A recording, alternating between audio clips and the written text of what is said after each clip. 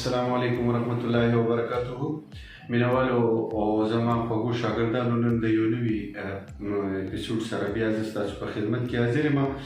څنګه چې تاسو ته معلومه ده، زموږ چې کوم د اردو الفابیټ و د هغې تسلسل زموږ روان و، په هغې کې موږ تر عینه پورې رسېدلي وو. نن به د عین نه مخکې انشاءالله العزیز د فا مشموم کو فا څنګه لیکلی کېږي او د هغې لینث ویډ سایز، د هغې بناوټ او هغه په کوم ترکیب سره موږ جوړو. که خیر انشاءالله هغه به زه ستاسو په وړاندې پیش کوم. که خیر ګورئ ورته مینوالو، فا څنګه لیکل کېږي.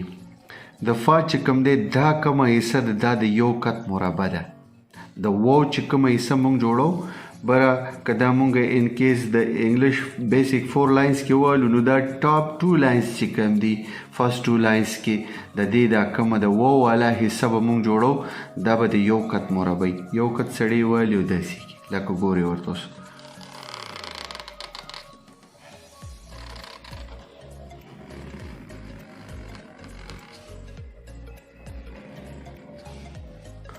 دا حصه چې کومه ده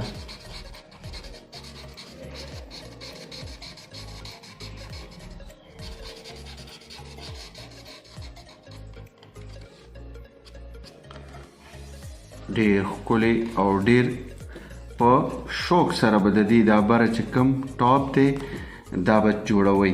دا به چې کوم دی د یو کت مربع وي. صحیح ده.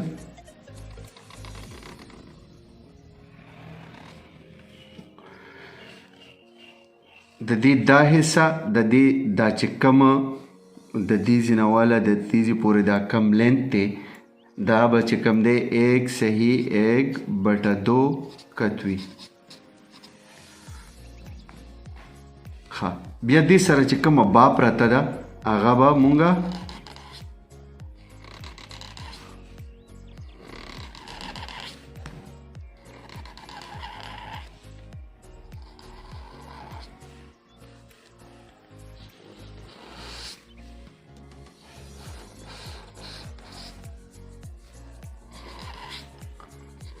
دې ته به تاسو ته زه بار بار وایم، دې ته به بلکل خپل هغه سا کمپلیټ چې کوم دی دا به ورته بندوئ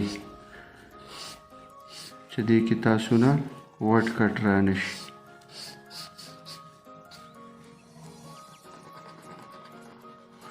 کومې نامکملې حصې چې د دې با هغه بیا سړی اپر نوک سره پوره کوي.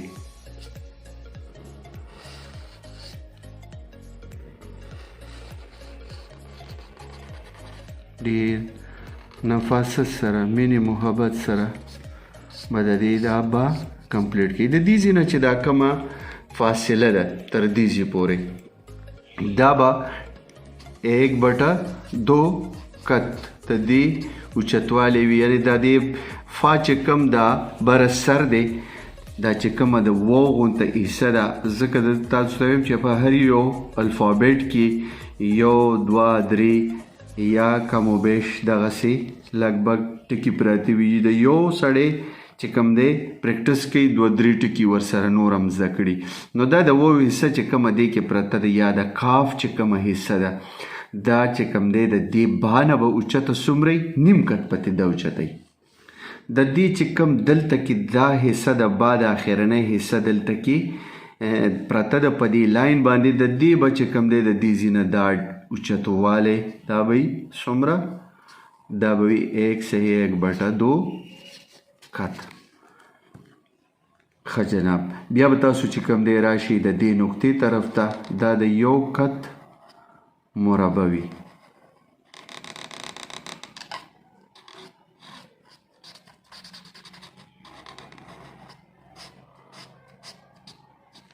او دغسې په تاسو سره چې کوم دی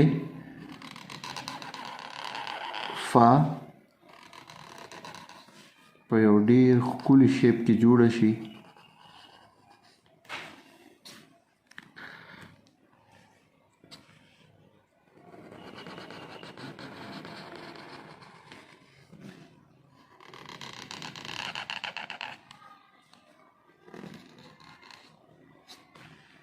دغه موږ سره چې کوم دی د فا الفابیټ د هغې حرف چې ما ستاسو په وړاندې ولیکلو امید لرم چې همدغه ته به ګورئ که خیر انشاءالله العزیز او خپل الفابیټ به د پرمختګ طرف ته بوځي او هغه به ډېر ذهن نشین کوي ډېر ښایسته طریقې سره به یادوي انشاءالله په نوي ټکي سره به بیا سره ملاویږو تر هغې دمه پورې د الله حافظ په امان